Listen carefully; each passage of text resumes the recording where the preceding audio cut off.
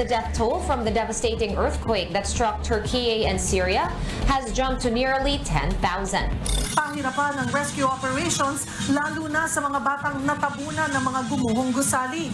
In light of the massive tremor in Syria and Turkey, Department of Science and Technology Secretary Renato Solidum makes a push for strict adherence to the building code. Essentially, if we follow our building code, the houses or buildings are not expected to totally collapse during an intensity 8 shaking. Pwede pong may minor damage pero hindi po magko-collapse. So crucial po that we really follow our building code.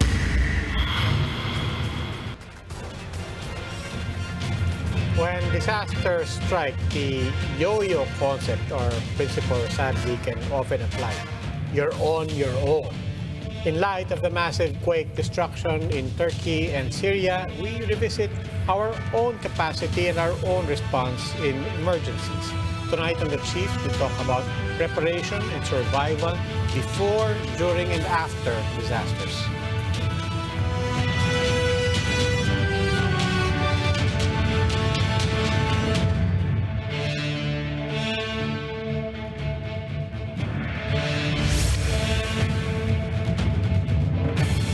Welcome to The Chiefs. Ako po si Robbie Alampay. I'm Lucy Cruz Valdez. I'm Ed Lingao. Weekend na. Happy. Oo nga. But anyway, good to see all of us again here. Although wala si Ami. Once again, ang sarap dito sa studio. Of course, so much better to be here between your banter. But what will we banter about tonight? Of course, malaking storya pa rin. The big events of the week. Yeah, yung earthquake pa rin. Sadly, I mean, I don't even want to hazard yung death toll at this point because it's just been climbing. This is really one of the worst earthquakes we've seen in a long time anywhere in the world. But if there's any good that's coming out of this, it's that all of a sudden, aware na naman tayo, di ba na? Oy, tayo kandidato ha. Kung dito, di ba? Kandidato tayo dyan, di ba? Because of the big one. And people are talking about, what should they do to prepare for the big one? Talaga. For example, yung sabi nga ng Feebox, di ba? May app na pwede download from how for free. safe is your house app? Did you know that? Hindi ko alam yun. Yeah, Paano yun? si Secretary Solidum. You can just download it. Ng Feebox. You download it and there are 12 questions that you can answer on your own. Like, to who help you built your determine. house? May engineer ba? Ganyan ba? Tapos may score ka. So malalaman Ano tawag dyan? score. How safe is is your house app? Medyo mahaba lang yung pangalan. Yeah. Pero madaling tandaan. So, subukan ko yun mamaya. 12 questions. So, it should prepare you kahit Sinubukan mo na ba? paano, di ba? Hindi pa po, pero... Ako na-download ka na, malapit na ako. No, ikaw, how safe do you think your house Well, is? yung mga sinabi ni Secretary Solidum, basta pinagawa mo yan ng engineer, yung talagang, siya, built on this hollow blocks na standard 6-inch, mga gano'n na. Tingin ko naman, gano'n naman yung bahay ko, no? So far, Hindi lang dun sa hollow blocks, it's also where they put the columns. And then, yes, yung mga ganyan. and yung structural design. Yeah. Sige. Anyway, we will talk about all of that and preparedness and response in this program. A very interesting conversation ahead on preparing for disasters. That's to learn from safety expert Martin Aguda. We bring him in after a short break. The Chiefs will be right back.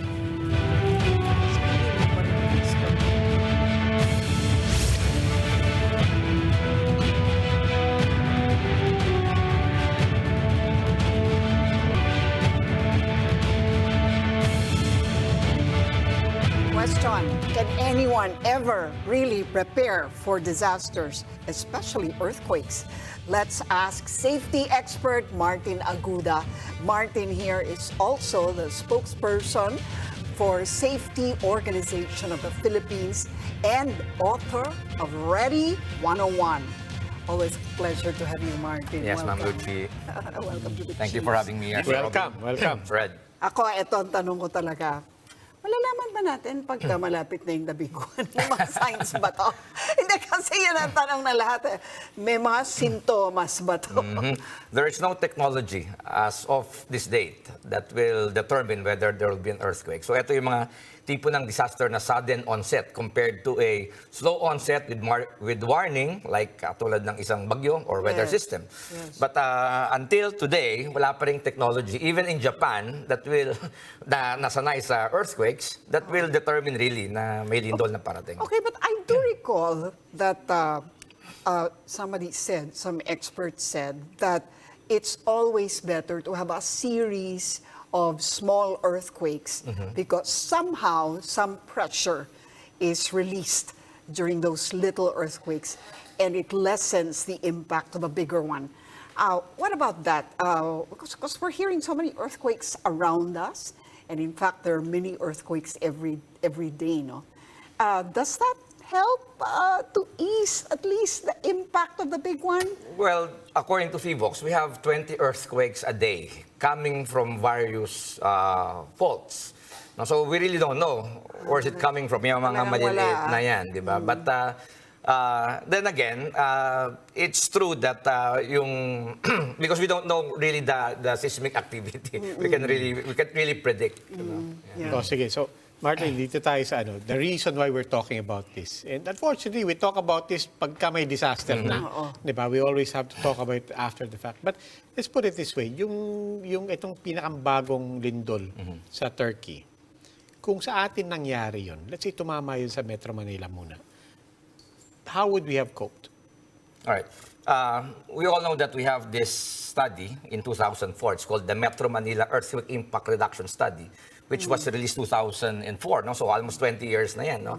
And that study will tell us magnitude 7.2, kung sakaling mangyari yan, according to modeling, plus an intensity 8 earthquake. No? Nung tinitignan ko nga yung mga pictures and videos sa Turkey, so parang yung imagination ko, naisip ko, medyo worse than ang pwedeng mangyari. People will be trapped sa mga bahay nila, then mga high-rise, then you have fires, simultaneous fires, and there will be a lot of need for medical attention, those kind of things. No? So, I think magandang tignan ng mga kababayan natin, panoorin yan, especially yung nandito tayo sa Metro Manila, because that's a big one.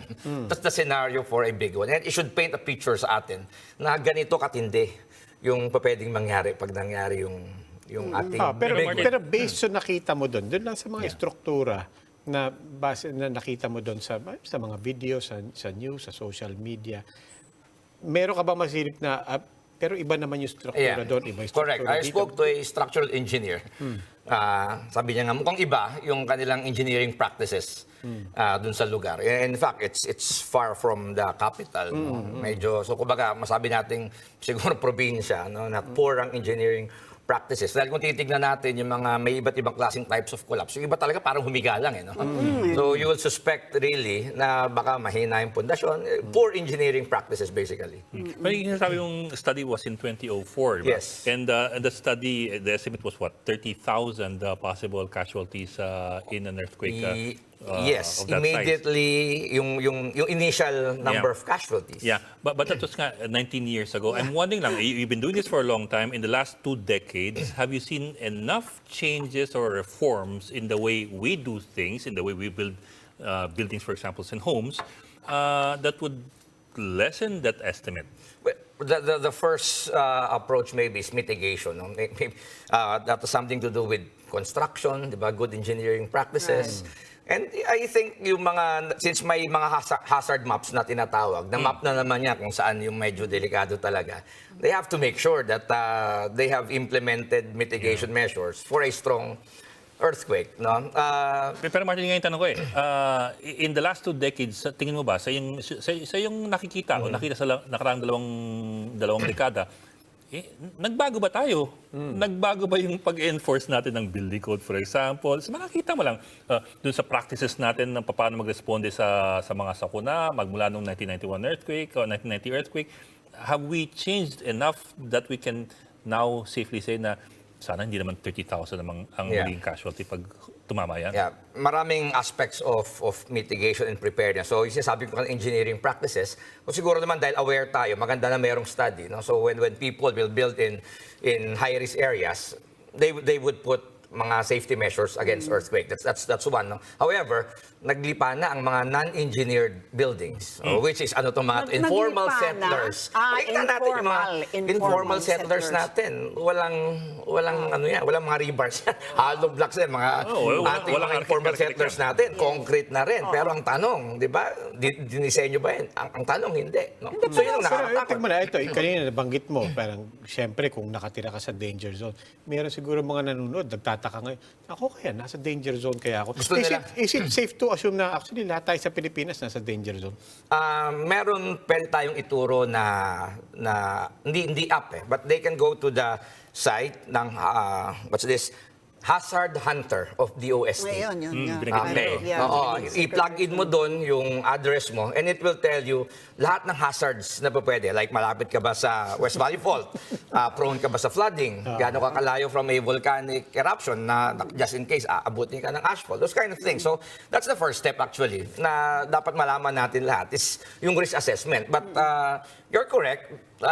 Also to assume na lahat tayo sa Metro Manila, kung pinag-uusapan yung magnitude 7.2, lahat tayo apektado. Okay? Naku, mas malapit ako, mas delikado ako. Naku, malayo ako, okay lang ako. So, hindi ganun dapat ang mindset natin because we have to remember na marami pa pwedeng mangyari after the lindol. Yung isa, pag malapit ka sa fault, pwede magkaroon ng yung rupture of the ground. So pag nandun yung bahay mo talaga, masisira bahay mo. At mas malakas din yung pagpagalaw, yung up and down movement. Pero pag malayo ka, since malakas tong in-expect nila, buong of Metro Manila, all of Metro Manila will experience intensity 8 earthquake. So baka pantay-pantay tayo kahit malayo. Actually, ang isa pang nakakatakot dito, di ba? Hindi mo naman alam kung nasan ka pagka tumama yung earthquake. Well, exactly. So kahit na yung bahay mo, pinagawa mo na maayos, natapat ka sa isang building, nag-a-apply ka ng lisensya sa isang building na hindi pala, di ba? Hindi pala earthquake-proof. Correct. So tepo ka. So parang sa akin, sa level ng individual preparedness, kasi yung gobyerno, well, you know, we know the government. I mean, they should be doing a big part of the job is theirs, right? Setting up systems, etc., etc. But on the individual level, Martin, what should really we be doing at this point in order to prepare for that if it happens, say, a week from now? Yeah. Very good. Because in earthquake preparedness, there's public help, mutual help, and self-help. No? Diyan papasok yung individual and family preparedness. Yung mutual help mo will be your immediate neighborhood, your subdivision, na which is dapat may plano rin yan. And of course, government. So alam na natin, ito yung mga drills natin, di ba? So let's go to yung individual. So first, dapat alam natin how to survive, what the initial impact. So yung mga walang katapusang duck over and hold drills, na alam na naman natin. Ba't sana ginagawa natin yan, di ba? But siguro ma-mention lang natin, while we are doing it, na every quarter, di ba, may drill ang NDRRMC. Yes. Sinabi mo nga, Ma'am Luchik, depende kung saan tayo maabutan. So, kung nasa loob tayo ng sasakyan, so ano bang gagawin? Wala kang pagtataguan doon, di ba? Right. So, for example, pag nasa loob ka ng moving car, parang you feel a wobble na parang flat tire ka, yung kotse mo itself, pull over ka lang, will be your cover. Okay. Huwag ka nang lalabas doon, kasi safe ka doon. Okay? Ang purpose naman kasi ng duck over and hold is your initial survival, which is ang lindol is 30 seconds to 2 minutes. 2 minutes, medyo matagal na yun, napakadelikado na yun. Pero during the time, wala kang time para makatakbo or tumakbo ka delikado. So talaga ang ine-emphasize pa rin is the duck over and hold. But kung pagkatapos naman naka-evacuate ka, so you practice how to evacuate safely, properly, the challenge here is high-rise buildings. No? Yes. Nag-ipa ng mga high-rise buildings natin, di ba? Tapos nang nakikita akong problema dyan minsan, pagka nagkasabay-sabay yung evacuation, the buildings in Makati and BG occupy the same evacuation area and space. No? So yung mga realization dyan, pagka hindi talaga na-plano. So, the next question is, buhay ako, nakalabas ako safely, what will happen in the next Paano survival hours? ko, di ba? Tubig mo. Pero after na ako kasi ang daming nakatira sa condo and we're talking about massive condominium developments eh. Pag lumindol ng malakas at ang dami-dami nasa condo at iilan lang ang elevator, hindi mo dapat sasakyan, anong chances na makakababa ka pa? Should you even bother to go down? You should go down. So yan yung mga myth, no, na naaral natin nakita natin sa mga scene. Minsan if you're in the upper floors, you go up. Floor ka. Okay, no. You go down. Should go down because earthquakes don't kill people but buildings do. Ang papatay sa iyo are the structures. So by all means go down. Kahit sabihin mo nasa 40th floor ka, 45th yung building, baba ka pa rin by all Teka means. muna. Okay. So, teka muna. Okay, dinispel na natin yun. Yeah. But what was the original thinking behind that? Why was there that thinking earlier on? Well, we can use that for other types of emergencies, such as fire, high-rise fires. No? Na, Hindi yun panglindol. ang isang ano dyan, because pwede magkaroon aftershocks, wala namang rescue. You don't expect rescue because sa fire, localized yan eh. Maring liparan ka ng chopper dyan. But in a high-rise, in a building, in a earthquake situation, nandun ka, eventually walang rescue, bababa ka rin. Diba? You might as well go down. But how do you go down? Never to use the elevator? Never use the elevators dahil mag-power failure. At saka yung mga buildings ngayon, intelligent buildings, ang ginagawa niyan, pagka nag-building alarm, nag-go-home yan sa ground floor and it opens. So hindi mo magagamit yung elevator. No? So stairs ka lang? That's why drills are very important. Drills are very important. So, pag nag-drill tayo, dapat ginagamit lahat ng, kunwari, 3 ang stairwell sa isang building. During the drill, dapat ipagamit natin yung lahat ng 3 stairwell na yun. Dapat alam mo kung saan ang stairwell to begin At with, di ba? ano yung pinakamalapit and alternate mo. Tsaka laging bukas, dapat, Yes, no? ma'am. I mean, what about yung mga fire exits? Nagagamit ba yan? It's the same, no? You call- Dapat bang gamitin yan? For ordinary... Yeah, paglindol. Paglindol. Yung emergency exits, Kasi that's also your... magka-crowd, siyempre, dun sa stairwell. That's the importance of the drills. Because in the drills, you will see and verify if your plans are valid or feasible, then you readjust. No? So, sa high-rise buildings, talagang kailangan dyan from time to time talaga. They have to do the drills. And everybody should participate. So you can test the load. Ibig sabihin, ilan ba yung residente niyan compared dun sa number of exits. So, siyempre, tatimingan mo rin yan na dapat they will evacuate safely but rapidly. Then they go out of the saan sila pupunta? That's another question. Wala na open space kasi sinasabi dito, di ba? Proceed to an open space. Dahil saan ang open space dito sa Metro Manila? So you were saying, okay, assuming na survive natin yung lindol, ang problema brown out, sigurado, di ba? Sunog lahat. Saan tayo kukuha ng inumin? Saan tayo kukuha ng paano pinaghandaan yung mga long-term na evacuation solar power. situation yan di ba? Tsaka, paano kayo magkikita-kita ng mga kamag-anak mo? Dahil I'm sure yung telco. Walang wifi! Yun. Actually, Paano yan? Paano na ang Instagram ko? Paano yung selfie ko? pag-post. Tsaka yun muna, di ba? Huwag muna mag-post ng selfie. Di ba? Umalis ka Pero rin, muna. I'm alive. I'm safe. Bago mawala. Okay, pero yun. Yeah, Paano yung that's correct. long-term Pero survival? doon muna tayo sa reunification plan and communication plan. sige. Because it will happen maghahanapan kayo, that's the instinct, di ba? Yes, And tell yes. your loved ones, buhay pa ako, that I have escaped, di ba? Then, the next question is, pag walang signal nga, yung tawag natin dyan is the reunification plan. How do you reunite with your family members if it happened ng office hours, for example? Kasi your plans now should be calibrated na may early morning, Merong office habang hours, natutulog. gabi, yes. Oo. Kung maraming nadali dun sa Natutulog Turkey during kasi office maagang hours. maaga. May iiwan yun. Sino yun? Hindi ako yun, May iiwan yun, no? So, I would suggest na, yun nga, alamin nila, can you walk like 10 kilometers if you're 10 kilometers away from your house, from your office to your homes, di ba? Halimbawa, nasa parang eskwelahan. may Halimbawa, meeting nasa office ako, hinatid ko yung anak ko sa eskwelahan.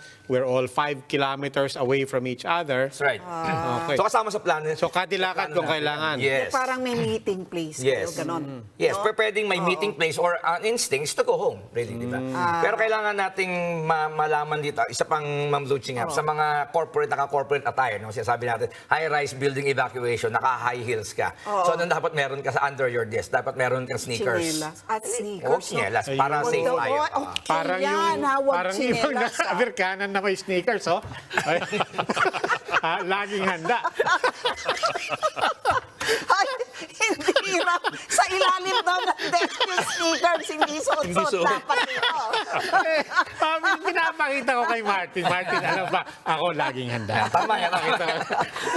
Check. Hindi, tama yun, hindi pala dapat tsinelas. Yeah. Kasi nga, syempre, pag may sunog, mainit. Saka, You're right. the general Bubog, principle is, buhay ka na, nakaligtas ka na, you have to keep yourself safe and unharmed. Huwag ka nang dumagdag sa mga casualties, kahit na minor. Kasi you will have difficulty moving. That's true. Yun, no? Yeah. So anyway, going back, kailangan mong So, mag-reunite reunification. with your Okay. family. So dapat meron ka ng plan. So either you walk, Iba yun. kasi baka hindi na gumana ang ating mga four-wheeled vehicles. Di ba? So we have to consider that. So ang isang ano dyan, ano bang Hindi, meron? pero teka muna, that brings up a point. Kung gumagana yung kotse, di ba? In a major earthquake, and alam natin, let's say, may nagbagsakan, or do you actually use your car, or would actually suggest na actually pati yung kotse wag niyo nang gamitin?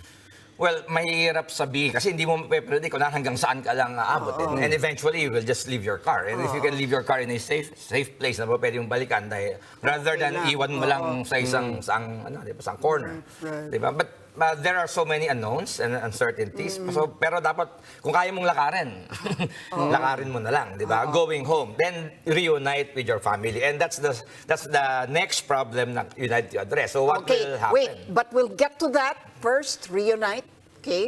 And then after that, we'll talk to you again. But in the meantime, we will continue this conversation with safety expert Martin Aguda. After this break, keep it here on One News.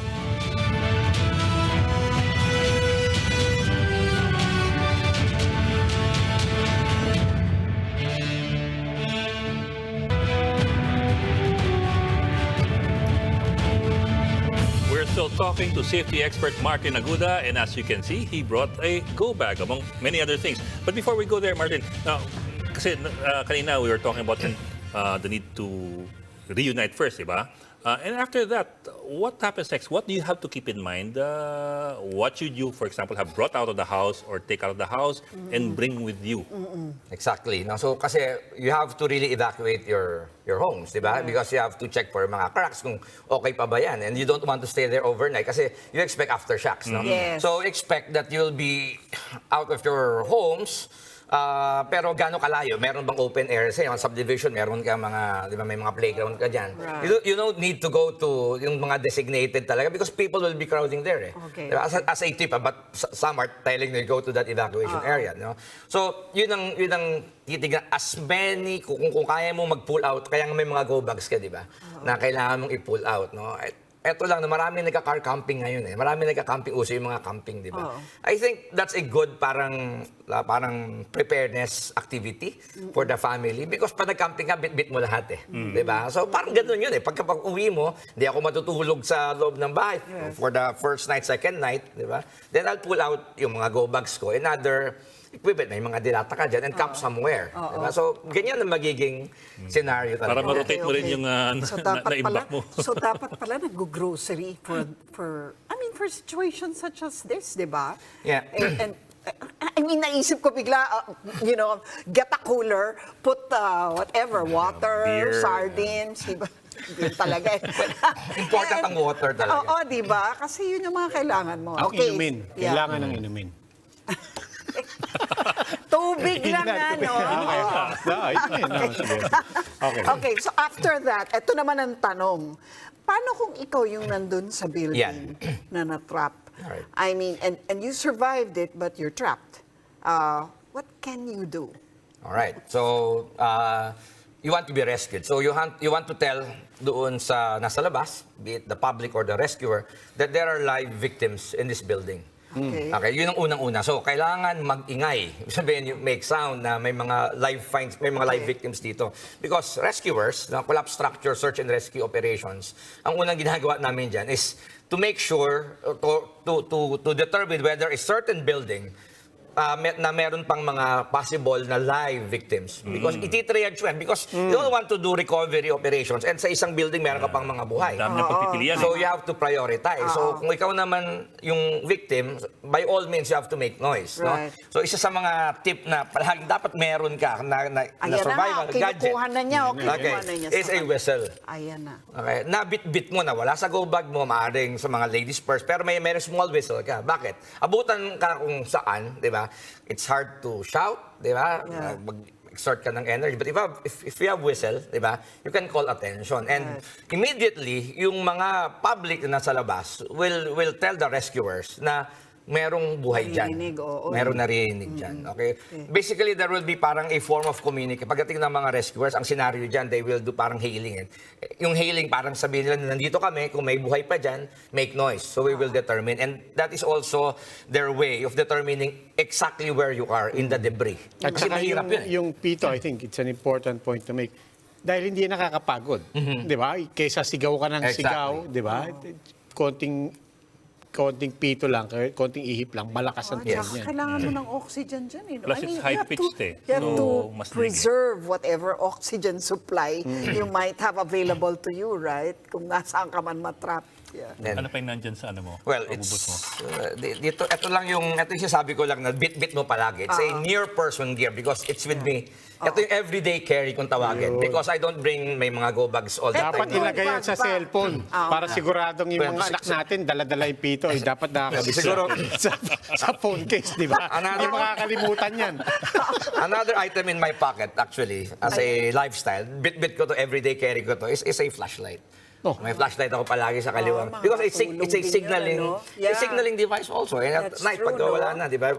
You panic talaga pag pitch black, di ba? That's true, Pero pag may yeah. ilaw ko, nakikita mo, you can start maneuvering. Yeah, You can, makakadiskarte ka na. So, itong go bag, the contents of the go bag, what is a go bag for? Okay. There are many configuration of your survival kits. Basically, you call it go bag or grab bag because it's the one and only bag na mabibit-bit mo na lang kasi wala ka ng ibang mabibit-bit, natataranta ka na, di ba? Okay, so, it contains basic signaling signaling device, such na nakikita dito, flashlight, whistle, etc. A first aid kit, some PPEs basically, pero mayroon kang bottle of water, may few crackers, but hindi ka bubuhayin ng go bag mo in terms of food provisions and water provisions, di ba? So that's just one na pang-escape mo lang. So yung ginrocery ni Lucci, hindi pa kasama dyan. Dapat may stockpile ka. Yung stockpile Hiwala yun sa yes. ano. Although hindi mo mabibit-bit yan, pero pwede mong pwede mong i-extract yan. Okay. Diba? So but that's the go bag. So, where do you put the go bag? Okay. So a go bag will be somewhere strategic na along the way na pag-exit mo. Okay. So preferably identical contents pero individual yan. Okay. So that's a Ibig go sabihin, bag. one per person. member of the household. Yes. Okay. Okay. Then, meron kang other configuration like a smaller bag. Ito yung tinatawag namin get-home bag. Ano yung get-home bag?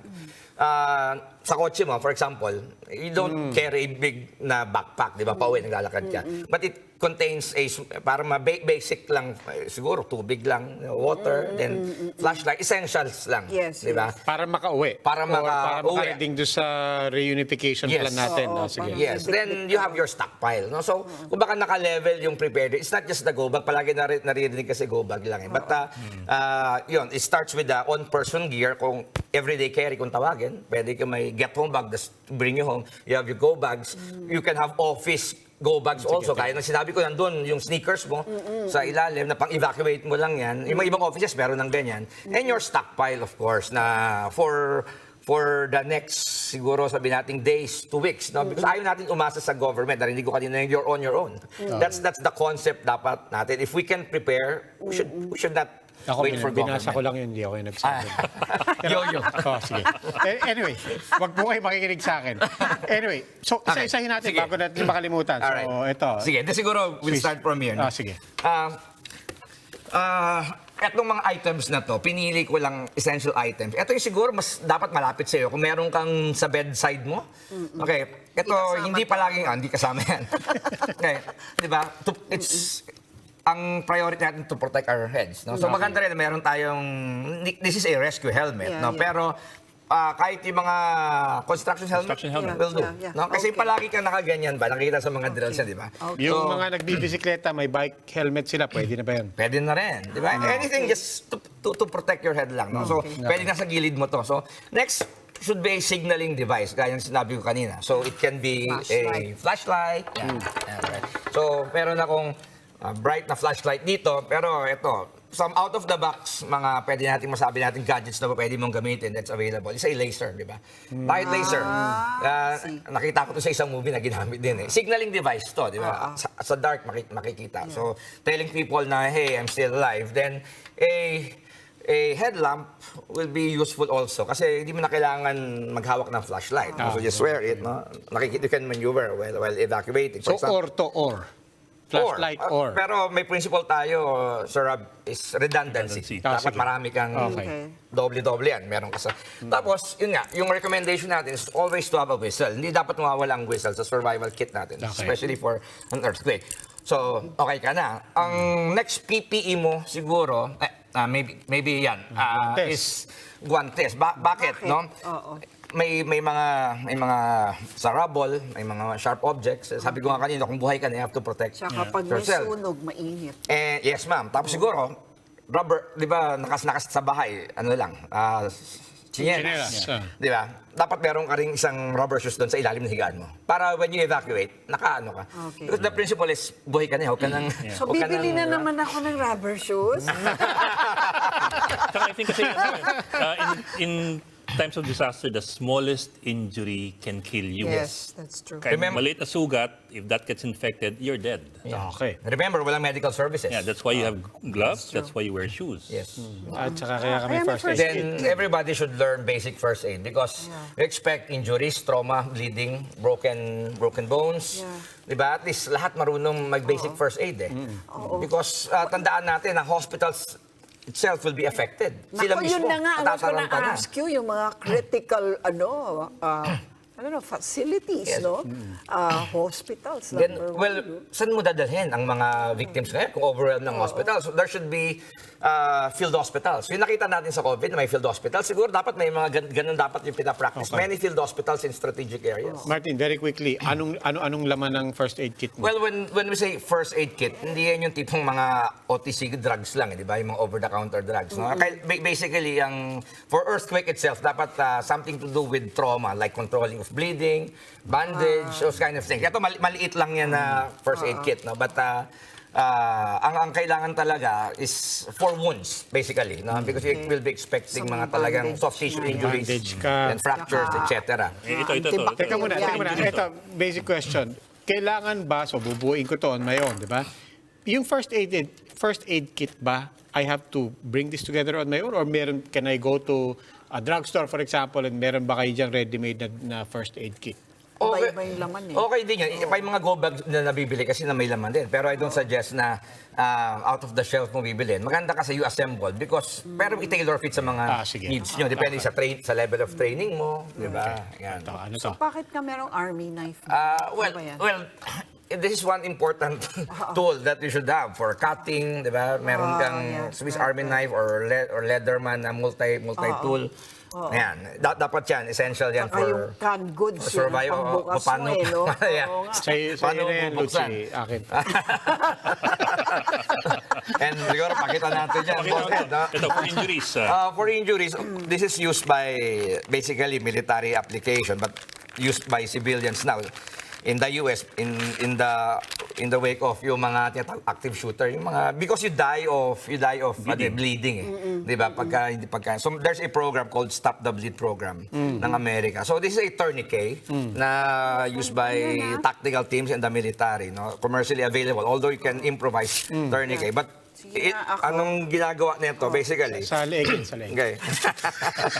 Basically, if you have bleeding dito sa limbs mo, baka hindi na ako pabalikin ni Ma'am Lucy. Sige mo natin, may sugat siya sa ulo. You use this for limbs only. Limbs. Sa mga limbs lang actually. No? You do other techniques for basically you want to stop the bleeding. No? So you have to constrict the blood vessels. Yeah. So dapat mahigpit na ganyan. Okay.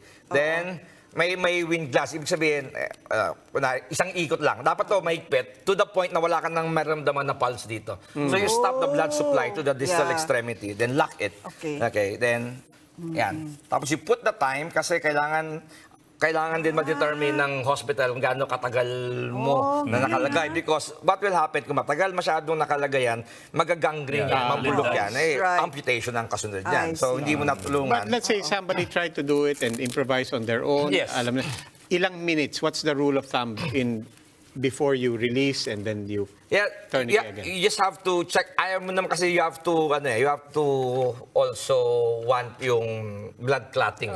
So, huwag mo gagawin na very, very frequent. Kaya para magkaroon ng blood clotting. I think, Martin, it's good to point out that itong tourniquet na to, you can apply it on your own with one hand. Yes. Yeah. So I can do it on my On your own own. pala. Yeah, on Basically, the other application arm. nito sa mga sundalo to. Teka. Makikita mo, part yan.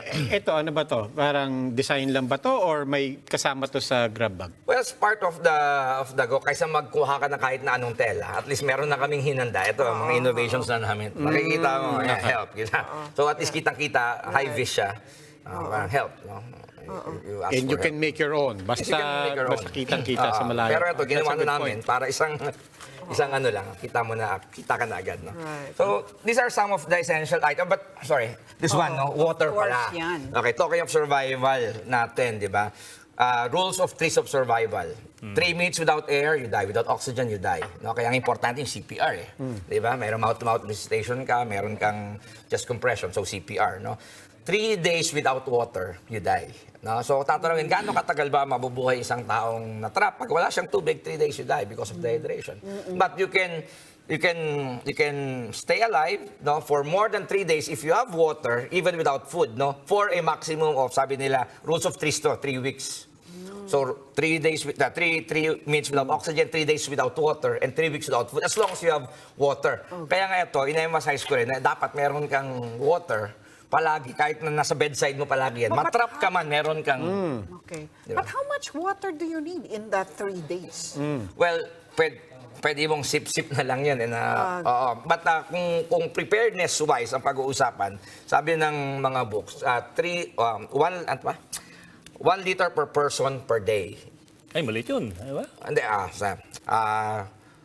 liter, sorry na-confuse lang ako. 1 liter per person per day. 1 gallon, sorry. 1 gallon per person per day. Okay? So, ibig sabihin, yung ating blue na jug na ganyan, di ba? 5 gallons yan. Ibig sabihin, kung meron kang ganon, meron kang clean and potable water for the next 5 days or even more kasi titipirin mo yan, di ba? Or pwede rin yung mga unti-unting for washing, di ba? Yun yung mindset na gusto nating ituro. Magkano lang ba yung refill? No? So you should have a stockpile of those. No? Aside from the food, na alam naman natin palagi canned goods, di ba? But kung meron ka yan, pero pag sinabing stockpile, ganito, hindi mo gagamitin yan. So sabihin, if you have 5 in your family, you should have a stockpile at a given time ng ganung jug for 5, then you have yung everyday use. Then you refill every time na na-consume mo. So preparedness should be a lifestyle. It's something that you do overnight and forget about it. But let's also remind everyone, etong grab bag mo, your objective is to survive, let's say, hindi pa makarating yung, yung tulong galing sa gobyerno o kung sino man. So your objective is you're just trying to survive for how long? Well, it depends on your food and water supply. Yun ang challenge. Kaya nga, So para alam ko kung how much, for how many days of food do I... In the US, they say 72 hours. Okay? 3 days yan eh. Because yun yung parang promise of their government that in the first 3 days, don't expect help to come. Okay. In the nasa Philippines... Yun na nga, nagkakagawa na eh.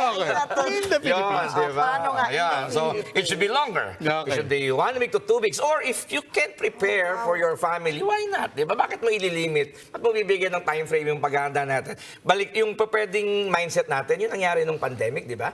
Yung binibigyan tayo ng ayuda dahil di tayo nakakalabas. Dapat ganun. Dapat hindi natin nawala yung ganung mindset eh. Na 1 to 2 weeks may pagkain ako dahil hindi ako makakalabas. Yeah. Siguro dapat ma-carry over natin yan in terms of preparedness for all types of disasters. Kasi ako naalala ko nung big earthquake and Baguio. 1990. 1990. And I remember a lot of people in Baguio were telling their stories and they couldn't even just walk down Cannon Road, di ba? right. Kasi Barado blocked siya. lahat, barado lahat. So they were literally on their own and it was really dependent on what they had stockpiled. Right.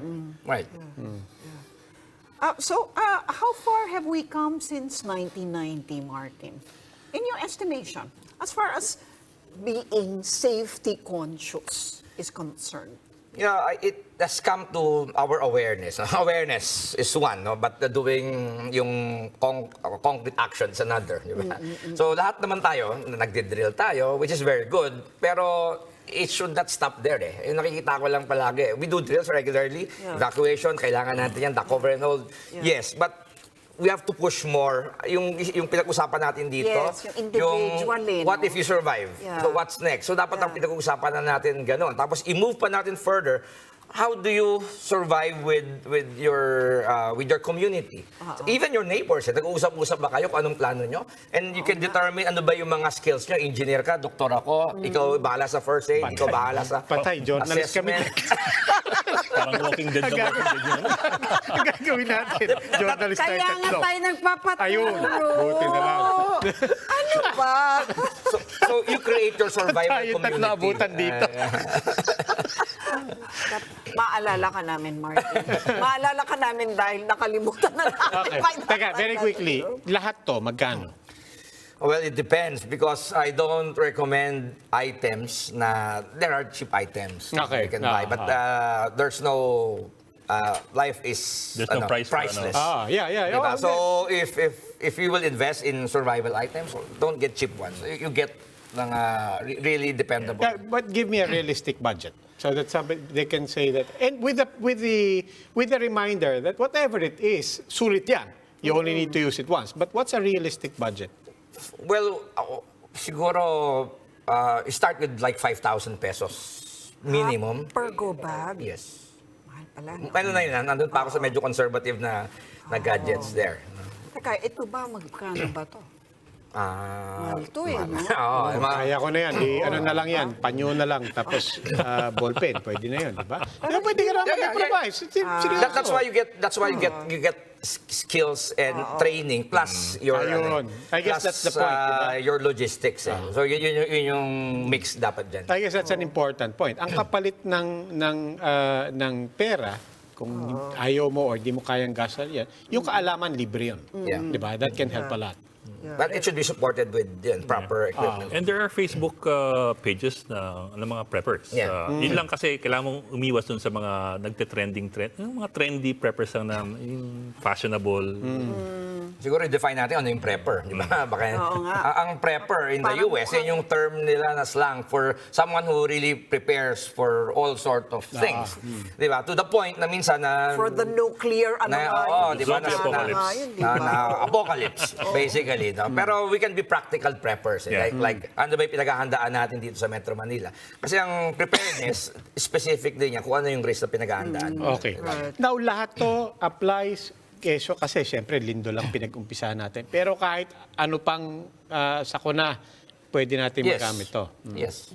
So, yung sinabi ko lang specific for, yung application niya, specific for an earthquake. But you need signaling if you are in your roof, signaling for help if you want some rubber boats to respond to you. Okay. Now, maliban doon sa grab bag, so ito yung immediate, di ba? Parang kasi nga, pagka bumaba ka sa building mo, malamang hindi ka napapakitin ulit to get everything else, no? Kasi may nagluluting na dun.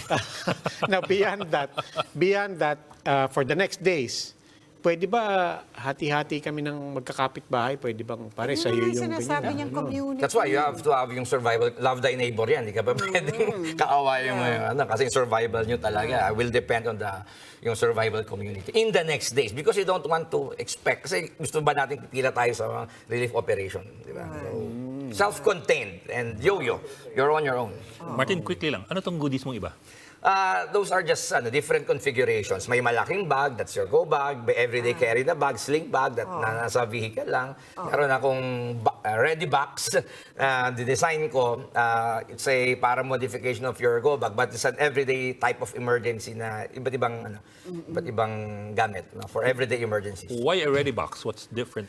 I call it Ready Box because I base it from my book Ready 101. Yung contents I niyan, see. talagang pinag-isipan ko what's Oh, since you're already here, di ba dapat nga kayo rin, basahin na natin lahat yung Ready 101 ni Martin. siguro quickly, ano ba yung ready, R-E-A-D-Y, risk awareness. Dapat alam natin yung mangyayari sa atin. No? So, aralin nyo yung hazards na pwede mangyari, tumama sa atin. That's the time only that you can make your emergency plan, which is your letter E. Then you create your plans, your reunification plan, evacuation plan, those kind of things. Okay. You support it with your logistics. So, assemble survival supplies. These are your go bags and other supplies. Diba? Your D, you practice drills. Diba? You practice your plan. Because your plan can be just, may plano ako, pero dapat gawin mo, you walk through, kaya nga tayo nag-evacuation drill. Then my why actually is you're on your own. Diba? After going through the process, diba?